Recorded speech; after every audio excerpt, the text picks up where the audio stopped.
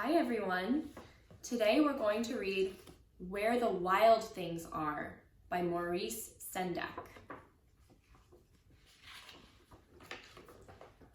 The night Max wore his wolf suit and made mischief of one kind and another. Uh-oh, that doesn't look very nice. Looks like Max is not being nice to the dog. His mother called him Wild Thing, and Max said, "I'll eat you up." So he was sent to bed without eating anything. Do you think Max's mom was a little bit mad?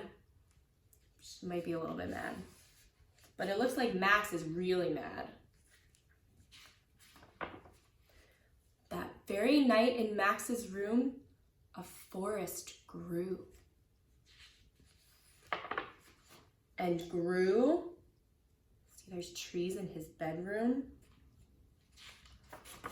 And grew until his ceiling hung with vines and the walls became the world all around. And an ocean tumbled by with a private boat for Max. Look, it says on his boat, it says M-A-X for Max. And he sailed off through night and day and in and out of weeks and almost over a year to where the wild things are. And when he came to the place where the wild things are, they roared their terrible roars and gnashed their terrible teeth and rolled their terrible eyes and showed their terrible claws. Look at those wild things. Till Max said, "Be still," and tamed them with a magic trick of staring into all their yellow eyes without blinking once. And they were frightened and called him the most wild thing of all and made him king of all wild things.